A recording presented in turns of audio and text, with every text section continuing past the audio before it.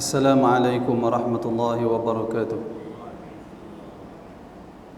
إن الحمد لله نحمده ونستعينه ونستغفره ونعوذ بالله من شرور أنفسنا ومن سيئات أعمالنا. من يهده الله فلا مضل له ومن يضلل فلا هادي له. أشهد أن لا إله إلا الله وحده لا شريك له وأشهد أن محمدا عبده ورسوله. اللهم صل وسلم على نبينا محمد وعلى آله وصحبه أجمعين. أما بعد. Kalau saya salat tahiyatul masjid, tengah salat tu iqamah pun dilaungkan, patutkah saya teruskan salat atau batalkan dan terus bersama jamaah kerana saya takut terlepas sah pertama atau lambat? Jazakallahu khairah. Baik, soalan tentang salat seorang yang masuk ke dalam masjid, dia menunaikan salat tahiyatul masjid seperti yang kita semua sedia maklum. Dalam hadis Nabi SAW bersabda, "Idza dakhala ahadukumul masjid," jika seseorang daripada kamu masuk ke dalam masjid, "fala yajlis," jangan dia duduk terus, "hatta yusalli raka'atain," sehingga terlebih dahulu dia menunaikan salat 2 rakaat. Jadi salat yang ditunaikan kerana masuk ke dalam masjid dinamakan sebagai salat tahiyatul masjid. Jadi soalan tanya, kalau dia masuk masjid, dia buat salat tahiyatul masjid, sedang dia melakukan salat tahiyatul masjid, tiba-tiba iqamat dilaungkan, jadi apa yang perlu dilakukan? Maka jawapan dia, pertama, batalkan salat tahiyatul masjid jika iqamah dilaungkan. Itu pun jika kita belum mendapat rakaat yang pertama. Kalau kita takbir Allahu Akbar, baca bismillah, alhamdulillahirabbil alamin arrahmanirrahim, tiba-tiba iqamat dilaungkan, maka kita boleh batalkan solat tersebut. Kita boleh batalkan solat tersebut kerana kita tak dapat lagi solat tersebut. Ataupun Nabi SAW juga bersabda dalam hadis yang lain, "Idza uqimatis salah fala salata illa maktubah." Apabila dilaungkan iqamat, maka tidak ada salat melainkan salat fardu. Jadi sebab tu kita suruh batalkan solat tersebut. Cumanya ada satu pandangan yang disebut oleh Syekh Muhammad Ibn Salih Al-Utsaimin rahimahullah. Dia kata, kalau kita dah dapat 1 rakaat tahiyatul masjid tersebut, jangan kita batalkan, kata dia. Sebab apa? Kerana kita telah mendapat tahiyatul masjid, kita dah dapat salat tu. Di dalam hadis Nabi SAW bersabda, "Man adraka raka'atan minas salah faqad adraka salah." Sesiapa yang mendapat 1 rakaat dari mana-mana salat, maka dia telah mendapat salat tersebut. Kerana itu sebahagian ulama kata dia jangan batalkan. Kerana di dalam Al-Quran Allah Subhanahu wa taala berfirman, "Ya ayyuhalladzina amanu athi'u Allah wa athi'ur rasul wa la tubtilu a'malakum." Wahai orang-orang yang beriman, taatlah kamu kepada Allah dan taatlah kamu kepada Rasul, dan jangan kamu membatalkan amalan-amalan salih kamu. Kerana itu Syekh Muhammad Ibn Salih Al-Utsaimin rahimahullah, dia kata, bila kita dah dapat salat tersebut, maka jangan kita batalkan. Sebaliknya, hendaklah kita lakukan dengan cepat supaya kita dapat segera masuk ke dalam saf mengikut imam salat berjamaah. Jadi kesimpulannya, ada di kalangan ulama yang menganjurkan ataupun kita batalkan salat tahiyatul masjid jika kita belum dapat 1 rakaat tahiyatul masjid tersebut. Kalau kita dah dapat 1 rakaat salat tahiyatul masjid tersebut, maka jangan kita batalkan, sebaliknya kita habiskan segera, berdasarkan pandangan yang disebut oleh Syekh Muhammad Ibn Salih Al-Utsaimin rahimahullah. Saya harap jelas. Wallahu a'lam. Soalan yang kedua, baru-baru ni rakan saya telah mendapat tawaran bekerja sebagai seorang nurse, sebagai operation theatre nurse di sebuah hospital plastik surgery. Pelbagai jenis servis rawatan atau pembedahan plastik surgery ditawarkan oleh hospital ini, termasuklah untuk pembedahan baik pulih kulit akibat kemalangan seperti kebakaran, melecur dan sebagainya, dan selain itu juga ada pembedahan untuk mencantikkan anggota tubuh badan seperti hidung, mulut, payudara, mata dan sebagainya. Disebut kat sini dalam kurungan tiada pembedahan ubah jantina, hanya mencantikkan sahaja. Jadi ingin memohon pandangan Ustaz terhadap tawaran kerjaya ini, adakah ia kerjaya yang halal atau sebaliknya? Macam mana kita terbabit dalam kerja yang seperti itu? Maka jawapan dia, pembedahan plastik terbahagi kepada dua. Pembedahan kosmetik terbahagi kepada dua. Satu, pembedahan bertujuan membaiki keaiban, mengembalikan fungsi asal dan seumpamanya. Pembedahan kosmetik yang seumpama ini hukumnya adalah harus berlaku kemalangan, anggota badan dia cacat ataupun rosak. Jadi dia buat pembedahan kosmetik untuk kembalikan rupa asal, maka hukum dia harus. Ataupun seorang dia lahir dalam keadaan tak sempurna, ada kecacatan, maka boleh buat pembedahan untuk mengubah keaiban dan kecacatan. Tapi dengan syarat keaiban tu keaiban yang fahish, yakni keaiban aib yang ketara, yang menyebabkan ketara lah, tak seperti orang lain, maka boleh buat pembedahan. Boleh buat pembedahan. Dia tak termasuk dalam mengubah ciptaan Allah. Itu kita kena jelas tu. Orang Melayu kadang-kadang benda ni ubah sikit, dia kata tak boleh, haram, ubah ciptaan Allah. Tak semestinya begitu. Misai kita disuruh trim misai kan. Misai itu Allah Ta'ala bagi ke atau dia tumbuh sendiri? Allah Ta'ala bagi, tapi agama suruh kita gunting. Khatan, sok jabi orang lelaki, kulit tu bukankah Allah Ta'ala yang cipta? Habis kita buang siapa? Agama suruh. Ada perkara yang agama benarkan kita buang, ada perkara yang agama tak bagi buang. Seperti tak boleh cukur, boleh kening. Ada tegahan dalam hadis. Tak boleh. Gunting rambut. Rambut tu Allah Ta'ala yang bagi. Kalau asalnya atas dasar pemahaman orang dulu, dia kata tak boleh ubah apa-apa pun. Kalau macam tu, orang lelaki jangan kerat rambut, biar rambut panjang. Ya, boleh. Dia berkata, oh, itu kerat rambut Ustaz, ni kosmetik. Habis itu tak boleh pakai bedak. Orang perempuan tak boleh pakai bedak. Keluar rumah tak boleh pakai bedak. Kita pun keluar rumah tak boleh pakai minyak wangi. Biar bau asai kita. Tak, agama tak kata begitu. Boleh pakai bedak. Hatta agama benarkan pakai celak. Bahkan Nabi SAW pakai celak. Apakah pakai celak itu tidak mengubah ciptaan Allah? Jawapannya tidak. Perkara itu tak termasuk dalam perbuatan mengubah ciptaan Allah. Oleh kerana itu, termasuk dalam perkara yang dibenarkan ialah membuat pembedahan untuk mengembalikan tujuan asal anggota badan. Katakanlah sebagai contoh, ada orang budak tu lahir-lahir kepala dia botak. Contohlah, minta maaf kalau ada orang ni. Contoh lahir-lahir botak. Boleh tak dia buat rambut? Tanam rambut. Sekarang ni ada pembedahan tanam rambut. Mahal ada sikit. Boleh tak boleh? Boleh. Kerana asal kepala tu berambut. Dia lahir berpenyakit, tak ada rambut. Boleh tak bubuh rambut? Boleh. Kalau dia mampu. Sama juga orang yang lahir-lahir jari dia ada lebih, sehingga mengganggu pergerakan aktiviti harian dia. Buang jari yang lebih tu. Tak boleh, Allah Ta'ala beri. Macam tadilah. Masuk jawi kita boleh. Kerana agama suruh. Maka demikian juga kalau jari ada lebih mengganggu pergerakan dia, aktiviti harian dia, maka dia boleh melakukan pembedahan. Jadi pembedahan yang dilakukan bagi tujuan membaiki keaiban yang ketara. Kalau sikit-sikit tak boleh. Perubahan membaiki keaiban, mengembalikan fungsi asal anggota badan, semuanya itu adalah diharuskan di dalam syarak. Itu yang pertama.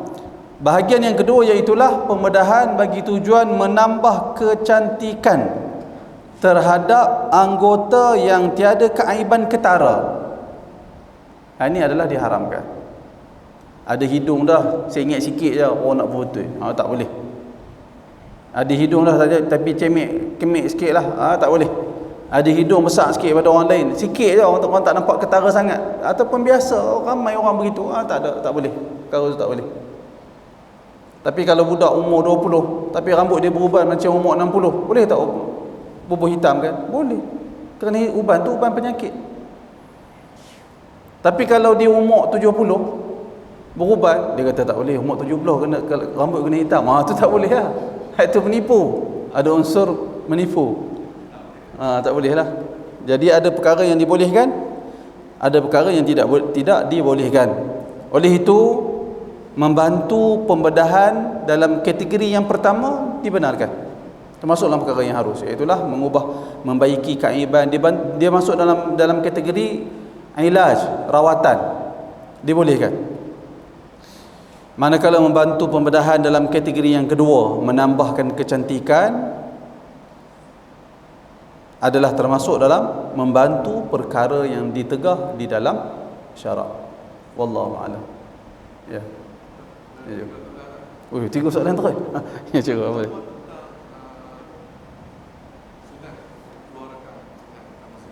Tahiyatul masjid.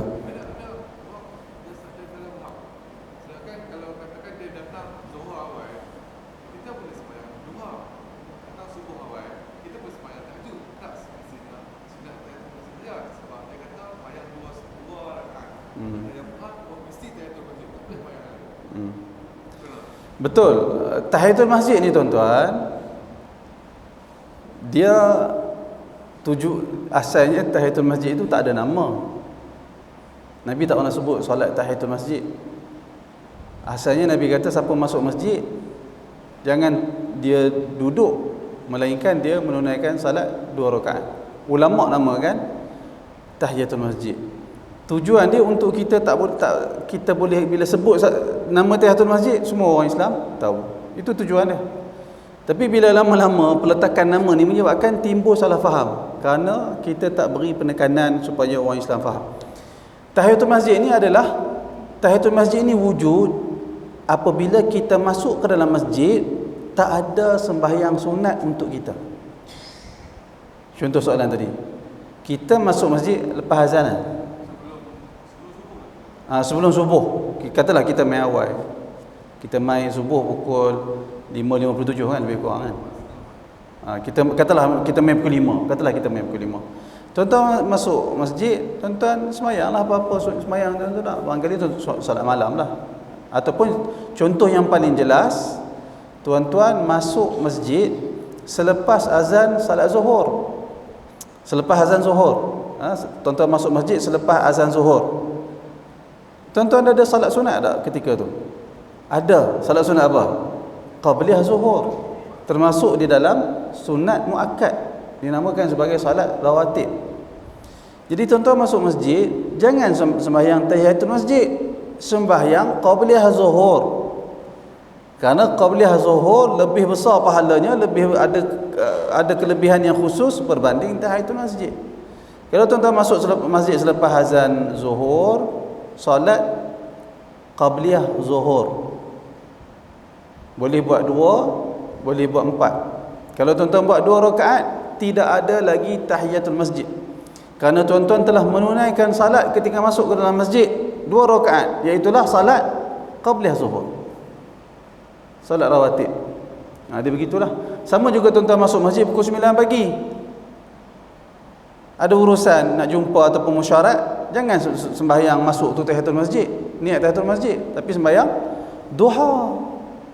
Sembahyang duha lebih besar daripada sembahyang tahiyatul masjid. Sembahyang tahiyatul masjid ni sebahagian para ulama sebut sembahyang sunat mutlak yang dilakukan kerana masuk masjid dan tak ada salat sunat pada kita. Baru datang salat tahiyatul masjid tu. Sebelum azan asar boleh. Sebelum azan asar, katalah tuan-tuan memang dah berwuduk, tuan-tuan main masjid sebelum masuk asar, sembahyang tahiyatul masjid lah. Dia begitulah. Wallahu a'lam. Ya.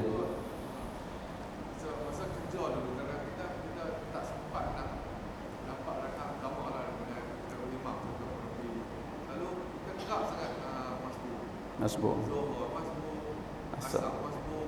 Kadang-kadang balik kerja maghrib jauh, maghrib betul-betul masbuk. Jadi kalau kita masbuk sampai sehari dua tiga kali ni ada hukum yang tak boleh. Tak ada hukum. Ada orang dia kerap masbuk atas jadual dia lah. Dia masbuk, tak ada apa-apa. Cuma dia tak dapatlah kelebihan kerana Nabi SAW bersabda, siapa yang takbiratul ihram bersama dengan imam selama 40 hari, maka dia bebas daripada neraka, ada dapat jaminan bebas dari neraka dan bebas dari nifaq, bebas dari sifat kemunafikan. Siapa yang angkat takbir bersama dengan imam 40 kali, dia dapat kelebihan tu.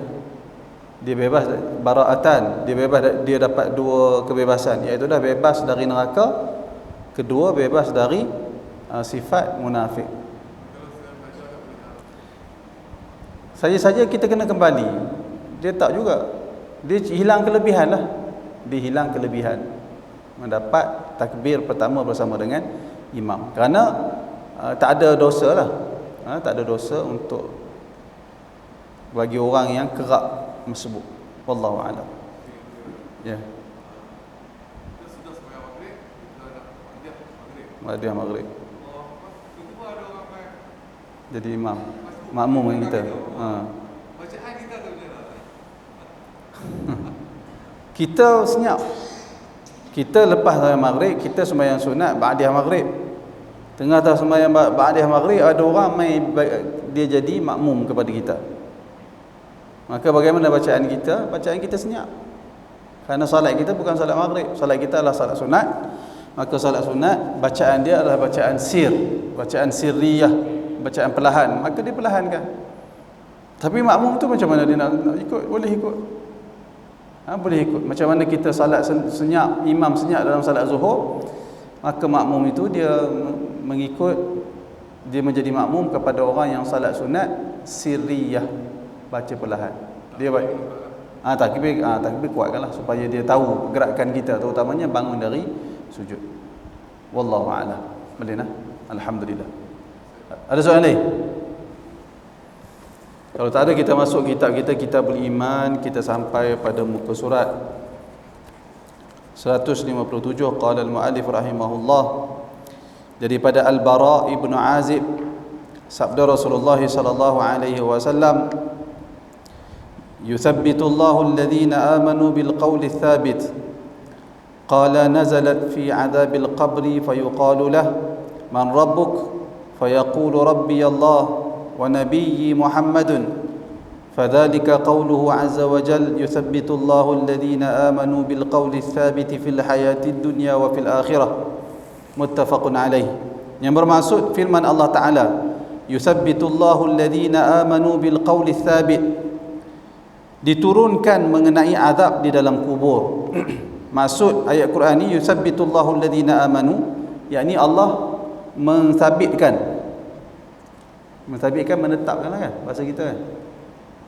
Allah menetapkan bagi orang-orang yang beriman dengan perkataan yang thabit, qaul thabit. Kata Nabi, diturunkan mengenai azab di dalam kubur. Ditanya kepada si mati, jenazah yang berada dalam kubur, siapakah Tuhan kamu?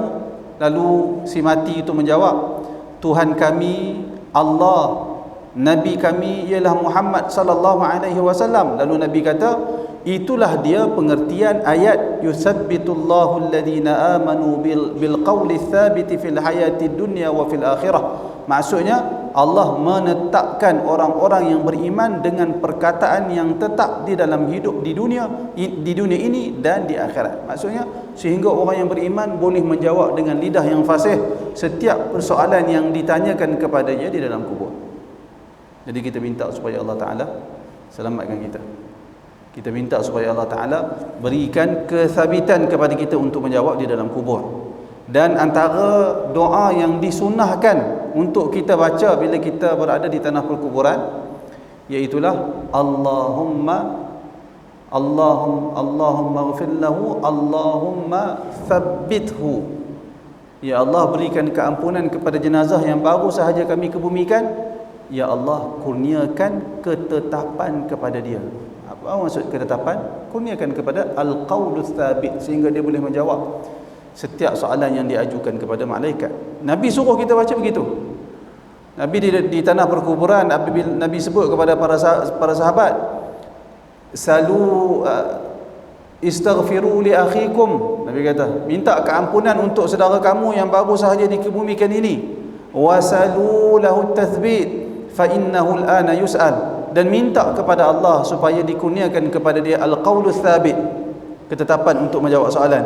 Fa innahu al-ana yus'al, kerana dia sekarang ini akan ditanya oleh malaikat Munkar dan Nakir.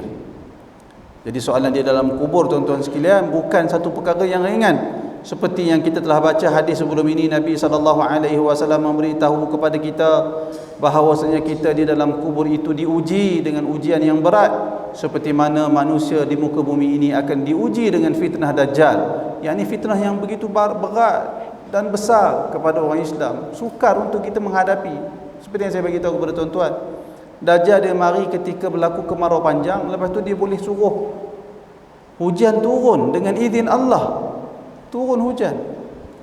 Besar ke tak besar ujian tersebut? Besar. Ujian tu terlampau besar. Nabi kata ujian di dalam kubur sama dengan fitnah Dajjal. Maknanya ujian yang begitu dahsyat, ujian yang begitu berat. Kerana itu mohon kepada Allah supaya selamatkan kita dari azab kubur. Jangan tinggal doa sebelum memberi salam. Allahumma inni a'udzubika min azabi jahannam wa min azabil qabri wa min fitnatil mahya wal mamat wa min syarri fitnatil masihid dajjal. Mohon perlindungan dari 4 perkara. Doa yang tak pernah ditinggalkan oleh Nabi SAW, sehingga sebahagian ulama selain daripada ulama mazhab Syafi'i, mereka berpandangan doa itu wajib dibaca oleh setiap musalli, setiap orang yang menunaikan salat. Menunjukkan pentingnya doa tersebut. Allahumma inni a'udzu bika min adzabi jahannam wa min adzabil qabri wa min fitnatil mahya wal mamat wa min syarri fitnatil masihid dajjal. Tak dapat jumpa doa ni, pergi Jabatan Mufti minta buku doa maksur, diedarkan percuma, boleh dapat dalam tu ada doa yang saya baca sebentar tadi. Kata muallif lagi, kata penulis kitab lagi, dan terdapat juga hadis-hadis sahih yang tidak disebutkan di sini yang mengisbatkan adanya fitnah atau ujian di dalam kubur dan soalan 2 malaikat, iaitulah malaikat Munkar dan Nakir. Yang kedua, azab dan nikmat di dalam kubur. Di dalam kubur dia ada soalan, dia ada ujian yang dinamakan sebagai fitnah. Fitnah ni yang dimaksudkan iaitulah ujian berat yang dikenakan kepada setiap orang ketika dia berada dalam kubur. Fitnah itu bukan maksud fitnah bahasa Melayu. Fitnah tu maksud fitnah bahasa Arab. Fitnah yang difahami dalam bahasa Arab. Jangan tuan-tuan faham fitnah tu bahasa Melayu. Fitnah bahasa Melayu ni mengumpat kat orang, mengata orang, itu fitnah dalam bahasa Melayu. Tapi fitnah boleh membawa maksud dalam bahasa Arab, boleh membawa maksud ujian yang dahsyat, ujian yang berat. Arab menamakan peperangan itu fitnah. Banyak makna fitnah dalam bahasa Arab, dalam Al-Quran banyak. Fitnah juga boleh dimaksudkan dengan syirik, seperti ayat Al-Quran, al-fitnatu asyaddu minal qatl. Fitnah itu lebih besar dosanya daripada membunuh. Lalu dulu ustaz-ustaz dulu dia dok kata fitnah, tengok mengata orang lebih besar dosa daripada membunuh. Macam mana tu? Bunuh lebih besar dosa dia daripada fitnah orang. Habis itu Quran kata al-fitnatu asyaddu minal qatl. Sebab tu salah memahami Al-Quran berdasarkan bahasa Melayu. Al-Quran itu bukan bahasa Melayu. Al-Quran itu bahasa Arab, mesti dirujuk kepada penggunaan dalam bahasa Arab. Maka fitnah yang dimaksudkan dalam ayat itu bukan mengata orang, tetapi fitnah yang dimaksudkan dalam ayat itu ialah asyirku, syirik. Syirik itu lebih besar, lebih dahsyat dosanya berbanding membunuh. Apa betul maksud dia? Tapi kalau mengata orang lebih dahsyat dosanya daripada membunuh, mai ikut mana? Tak pernah tak boleh diterima. Tak betul cara faham seperti itu. Walaupun kita tak nak nafikan fitnah orang, mengata orang tu termasuk di dalam dosa-dosa besar. Baik, yang kedua, azab dan nikmat di dalam kubur. Kata dia, selain daripada fitnah di dalam kubur, wajib kita beriman dengan adanya azab dan nikmat di dalam kubur. Setelah diuji, maka seseorang yang beriman akan menerima nikmat di dalam kubur, seorang yang tidak beriman akan dikenakan azab di dalam kubur. Al-Quran dan hadis sahih secara jelas menunjukkan dalil adanya demikian. Adanya demikian seperti firman Allah Subhanahu wa taala, wa haqa bi ali fir'aun su'ul azab an-naru yu'raduna 'alayha ghuduwan wa 'ashiyya wa yawma taqumu as-sa'atu adkhilu ala fir'aun ashadda al-'adhab. Ni ayat dia. Kadang-kadang ni pokok-pokok yang berasa pandai lebih, dia tak mengaji agama, tapi dia rasa dia pandai lebih daripada orang mengaji agama.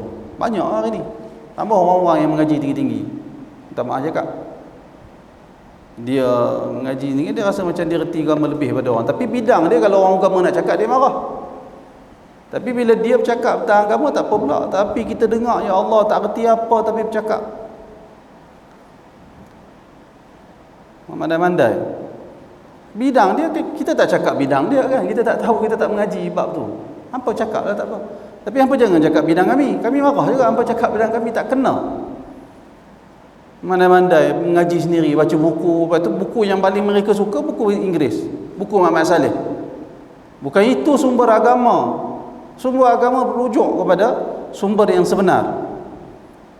Lalu dia rasa mereka lebih pandai daripada orang mengaji agama. Oh, nak tolak azab kubur tak ada sekarang ni. Golongan-golongan yang kononnya ada imej Islamik tapi tolak azab kubur. Lepas tu bila dah tolak azab kubur, mana bukti adanya azab kubur dalam Al-Quran dan Sunnah? Hampa yang tak tahu. Sebab tu orang suruh mengaji agama. Hampa tak mau mengaji agama. Lepas tu cakap pandai. Jenis tu bukan kamu dengar cakap orang. Macam saya beritahu kepada tuan-tuan, ada pakar motivasi hari ni, doktor perubatan. Dia buat petua, dia jadikan Al-Quran sebagai kitab tilik. Ada masalah, suruh buat apa saya pun tak tahu, buka Quran. Buka Quran, tengok pandangan kita tu, tengok tang ayat apa.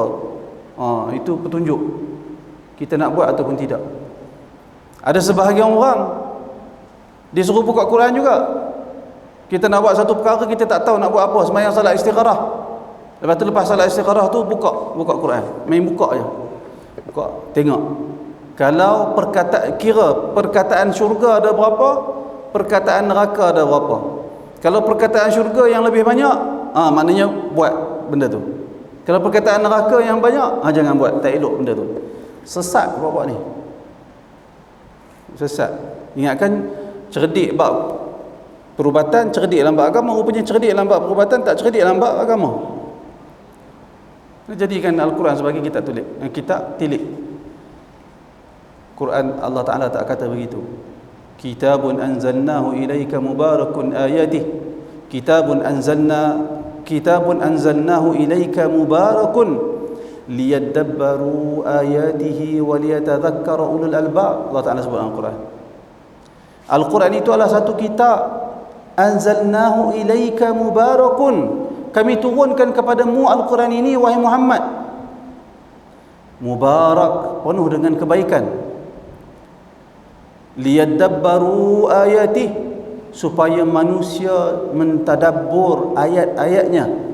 Waliyatadhakkara ulul albab, dan diambil pengajaran oleh orang-orang yang ada fikiran. Mari pokok motivasi rasa cerdik lebih, dia suruh buat Quran jadi kitab tilik.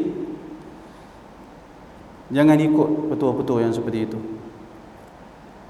Maka ni dalil ayat Quran yang ada dalam yang kita baca sebentar tadi adalah dalil adanya azab kubur yang bermaksud dan Fir'aun beserta kaumnya dikepung oleh azab yang amat sangat. Kepada mereka dinampakkan neraka pagi dan petang. Dinampakkan, betul? Itu tak betul terjemahan. Tapi terjemahan tu tak betul. Bukan dinampakkan. Yu'radu ni dibentangkan kepada mereka api pada pagi dan petang. Kemudian wa yauma taqumus saah, pada hari terjadi kiamat, adkhilu ala fir'auna ashaddal azab, dikatakan kepada malaikat masukkanlah Fir'aun dan kaumnya di dalam azab yang sangat keras. Mana bukti kata ada azab kubur? Iaitulah firman Allah Subhanahu wa taala, "An-naru yu'raduna 'alaiha ghuduwan wa 'ashiyya." Api neraka itu dibentangkan kepada mereka pada waktu pagi dan pada waktu petang, dan pada hari berdirinya, pada hari berlakunya kiamat. Maksudnya api yang dikenakan kepada mereka pada pagi dan petang sebelum kiamat. Mereka diazab di dalam kubur sebelum kiamat. Ada azab dalam kubur dengan ayat ni. Jadi orang-orang yang tak percaya kata ada azab dalam kubur tu, hampa tak baca Quran. Kena baca Al-Quran. Surah Ghafir, Al-Ghafir ayat 45 hingga 46. Dalam ayat ini Allah menjanjikan Fir'aun dan kaumnya dengan dua jenis azab, iaitu azab yang diisyaratkan dalam ayat An-naru yu'raduna 'alaiha ghuduwan wa 'ashiyya. Maksudnya kepada mereka dinampakkan neraka pagi dan petang, atau dikenakan kepada mereka api pada pagi dan petang. Yang ini mereka diazab di dalam kubur tu, menunjukkan azab kubur, memberi isyarat kepada azab yang dimaksudkan adalah azab di dalam kubur. Yang kedua, azab yang diisyaratkan dalam ayat wa yauma taqumus sa'atu adkhilu ala fir'auna asyaddal azab, maksudnya dan pada hari terjadinya kiamat dikatakan kepada malaikat, masukkanlah Fir'aun dan kaumnya ke dalam azab yang sangat keras. Ayat yang kedua ataf. Ataf ni terjemah apa dalam bahasa Melayu tu? Ataf ni ikut. Ada terjemah itu? Tak ada. Dia sebut apa? Ataf. Ataf. Ataf ni ikutlah. Ataf ma'tuf. Ayat yang kedua mengikut kepada ayat yang pertama. Ataupun ataf ni ayat yang kedua datang selepas ayat yang pertama. Begitulah ataf. Menurut kaedah ataf dalam bahasa Arab, dia ada bab yang disebut sebagai ataf maktuf. Ataf maktuf, diikut pada hukum, diikut pada baris. Cuba tuan-tuan tengok ayat Quran terlintas je. Idza qumtum ila salah faghsilu wujuhakum wa aydiyakum ila al-marafiq wamsahu bi ru'usikum wa arjulakum ila al-ka'bayn. Bila kita nak menunaikan salat, Allah Taala perintahkan kita mengambil wuduk. Allah Taala kata ambil wuduk tu dengan faghsilu wujuhakum. Ha tu baris atas. Basuhlah muka kamu, basuh muka kamu. Wa aydiyakum, baris atas lagi, dan tangan berbaris atas. Wamsahu, dan sapulah biru'usikum, dan sapulah kepala. Tiba-tiba kepala baris di bawah. Ru'usikum, dia tak baca ru'usakum, dia baris bawah sebab dia sapu. Tadi muka dengan tangan kena basuh, baris atas. Tapi mai kepala kena sapu, baris bawah. Lepas tu apa? Wa arjulakum. Kalau kita baca wa arjulakum, maksudnya kaki basuh ke sapu? Bila kita baca wa arjulakum, maka kita kata perkataan arjula ataf kepada wajah dan tangan. Dia ikut kepada perkataan wajah dan tangan. Jadi kalau dia ikut kepada perkataan wajah dan tangan, hukum dia basuh ke sapu? Basuh. Dia macam tu. Dia ikut bacaan, dia ikut hukum, dia ikut perbuatan. Kita tak boleh baca wamsahu bi ru'usikum wa arjulikum, tak boleh baca macam tu. Kalau kita kata kalau kita baca wa arjulikum, dia kena sapu bukan basuh. Ubah baris, dia berubah mana. Itu contoh ataf. Jadi sebab tu kalau kita mengaji nahwu, dia ada bab yang berkaitan dengan ataf dan ma'tuf, na'at dan man'ut, sifat dan mausuf. Itu semua dalam mengaji nahwu. Dia ada kena baca macam tu. Jadi menurut kaedah ataf dalam bahasa Arab memberi erti bahawa yang kedua berlainan daripada yang pertama. Antara makna ataf adalah mughayarah. Mughayarah ini boleh juga dia datang dengan maksud berbeza, boleh juga begitu. Atau ni boleh datang membawa maksud hukum yang sama, boleh juga dia datang membawa maksud yang berbeza. Jadi contoh saya bagi tadi secara asasnya lah, dia ada bab lain, bab ataf yang menunjukkan lil mughayarah. Maka azab yang disebut di dalam ayat yang pertama berbeza daripada azab yang disebut dalam ayat yang kedua. Apabila azab yang kedua menimpa selepas berlakunya kiamat, maka azab yang pertama sudah tentu berlaku dalam masa berada di dalam kubur, iaitu selepas mati hingga berlakunya kiamat. Ataupun wallahu ta'ala alam, sebenarnya secara zahir ayat itu sendiri kita dah nampak ada dua azab yang berbeza. Karena Al-Quran sebut dengan jelas, an-naru yu'raduna 'alaiha ghuduwan wa 'ashiyya wa yawma taqumus sa'ah. Menunjukkan dua secara jelas ayat itu sendiri berbeza. Berbeza.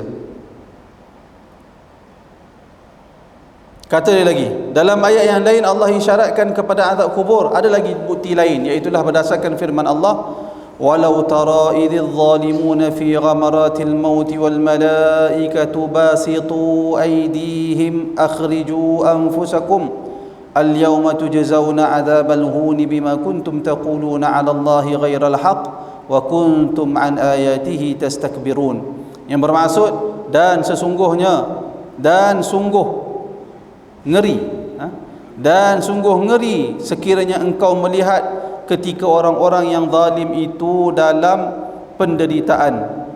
Orang zalim iaitu orang yang zalim ni maksudnya meletakkan sesuatu bukan pada tempatnya. Zalim yang paling besar sekali adalah syirik. Allah menciptakan kita, Allah menciptakan alam semua ni, tiba-tiba kita sembah Tuhan selain Allah.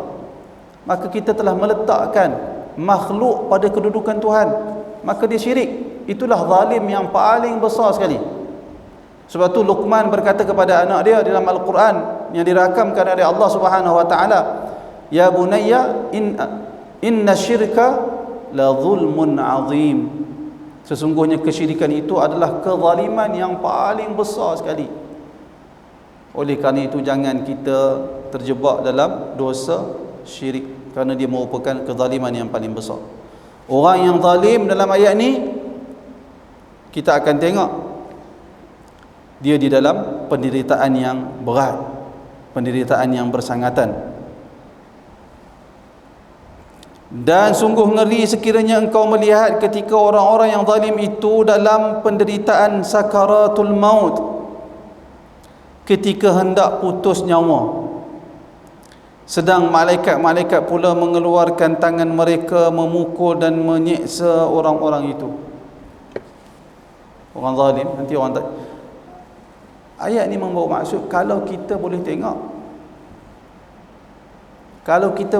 maka sudah tentulah kita akan dapati mereka terseksa ketika sakaratul maut. Bukan maksud kita nampak. Kalau kita walau tara, maksudnya sekiranya engkau dapat melihat.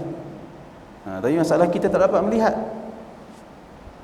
Tuan-tuan tengok orang non-Muslim, orang zalim, orang yang jahat, tak beriman kepada Allah dan Rasul, kita tengok dia mati biasa je kan. Al-Imam Al-Ghazali rahimahullah dalam kitab Ihya memberi penerangan yang begitu menarik. Sebab tu orang yang berada dalam keadaan nazak dinamakan sebagai sakaratul maut. Kerana perkataan sakarat dari perkataan sakrun. Sakrun mabuk. Sakrun maksudnya mabuk. Sakarat plural untuk sakrun. Kemabukan, kematian. Kenapa orang yang ketika nazak dinamakan sebagai mabuk mati? Dia seperti orang yang mabuk. Orang yang mabuk dalam kesakitan. Seorang yang mabuk arak dinamakan mabuk kerana dia dikuasai oleh arak tu. Orang yang ketika nazak nak mati dinamakan sakaratul maut kerana kesakitan kematian itu menguasai, menyelubungi diri dia. Sehingga kata Imam Al-Ghazali, sehingga dia tidak mampu bergerak disebabkan kesakitan yang meliputi seluruh tubuh dia, lidah dia semua, sehingga tak boleh nak menjerit lagi dah. Sebagai contoh, kita kalau cedera di tangan kanan, yang menggelupurnya adalah tangan kiri. Tangan kanan dia akan adu, lidah akan menjerit, kan? Tangan belah kiri akan kelepak macam tu. Tangan kanan dia tak kelepak pasal luka tu di sini, sakitnya di sini. Tangan kiri ni tak sakit sebab tu dia boleh bergerak. Lidah boleh beraduh disebabkan lidah tak sakit. Tapi tangan kanan yang kena kecederaan tu, dia tak meronta kerana dia sakit. Maka demikian keadaan orang yang tidak beriman kepada Allah dan Rasul ketika sakaratul maut. Dia tenggelam dalam kesakitan sehingga dia tak mampu bergerak, tubuh dia kaku, tak boleh nak buat apa disebabkan sedang memikul kesakitan yang teramat sangat. Sedang malaikat-malaikat pula mengeluarkan tangan mereka memukul dan menyeksa orang-orang itu sambil berkata dengan menengking dan mengejek, dengan menengking dan mengejek, keluarkanlah nyawa kamu dari tubuh kamu sendiri. Maksudnya keluar kamu dari tubuh kamu. Pada hari ini kamu dibalas dengan azab seksa yang menghina kamu, yang menghina sehina-hinanya, disebabkan apa yang telah kamu katakan terhadap Allah dan tidak benar, dengan tidak benar, dan kamu pula menolak dengan sombong takabur akan ayat-ayat keterangan. Surah Al-An'am ayat 93. Jadi dia kena azab sebelum berlakunya hari kiamat.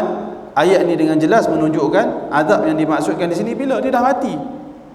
Yang ni azab ketika di dalam kubur. Kita berhenti seketika untuk azan.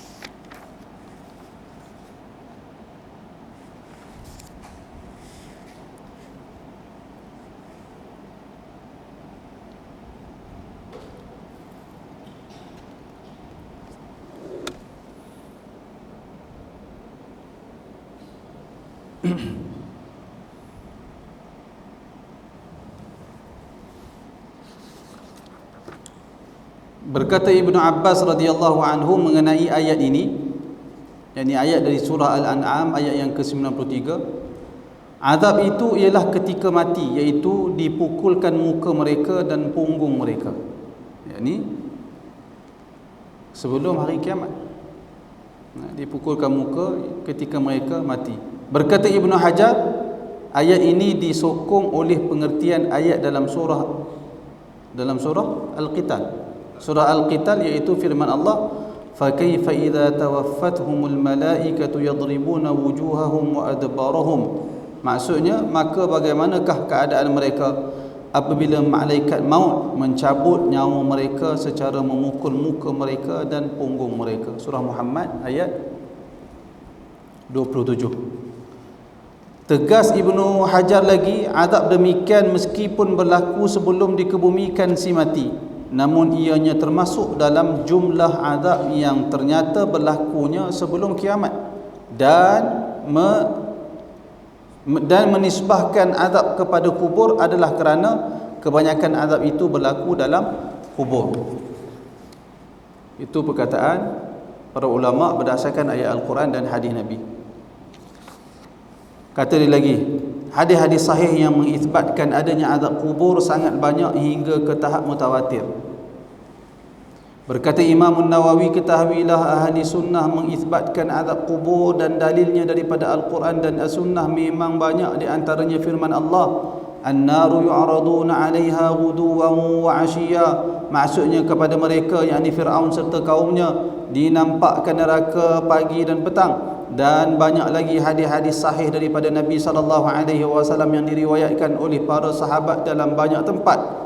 Dan tidak mustahil pada akal bahawa Allah menghidupkan satu juzuk, betul, satu juzuk anggota daripada tubuh badan manusia yang telah mati dan Allah menyiksakannya, manakala hal ini tidak mustahil pada akal dan ada pula dalil-dalil syarak yang wajib kita mempercayai dan beriman kepadanya. Imam Muslim dalam kitab sahihnya membawa beberapa hadis yang mengisbatkan azab kubur, lalu disebut di bawah ni. Wallahu taala alam. Kita sambung kuliah minggu hadapan insya-Allah. Ya ya.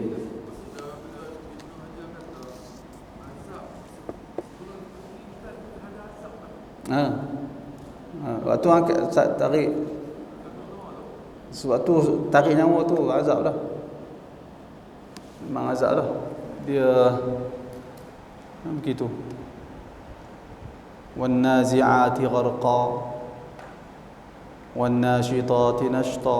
Wan nazi'at merujuk kepada malaikat-malaikat yang cabut nyawa dengan keras, iaitulah nyawa orang-orang yang tidak beriman kepada Allah dan Rasul. Memang sebelum tu ketika cabut nyawa tu sendiri mereka terazab. Cumanya tadi ayat Quran ni saya tak pasti, tapi kalau ikut terjemahan ni dia kata huruf ataf lah, tapi kalau kita tengok dari sudut susunan ayat Al-Quran ni, an-naru yu'raduna 'alaiha ghuduwan wa 'ashiyya, kemudian dia ada huruf sad, ada tanda boleh berhenti kat situ. Wa yauma taqumus saah, kalau dia ada tanda berhenti dekat situ, biasanya waw tu bukan waw ataf tetapi waw istinaf. Waw istinaf maksudnya waw mula benda baru, mula perkara baru. Dan pada hari berlakunya kiamat. Dan situ bukan dan ikut ayat sebelumnya, tapi dan yang membawa maksud dan cerita baru, mula cerita baru. Akan tetapi ya sudah tentu dalam ilmu bahasa Arab ni, ilmu i'rab ni memang dia ada macam-macam andaian, maka tak mustahil waw tu juga sebahagian ahli bahasa, ahli nahwu mengatakan waw tu adalah huruf ataf. Wallahu a'lam. Ada soalan? Setakat ini ada soalan? Kalau tak ada, kita tangguh kuliah minggu hadapan insya-Allah. Aqulu qawli hadza wa astaghfirullahal azim li wa lakum. Assalamualaikum warahmatullahi wabarakatuh.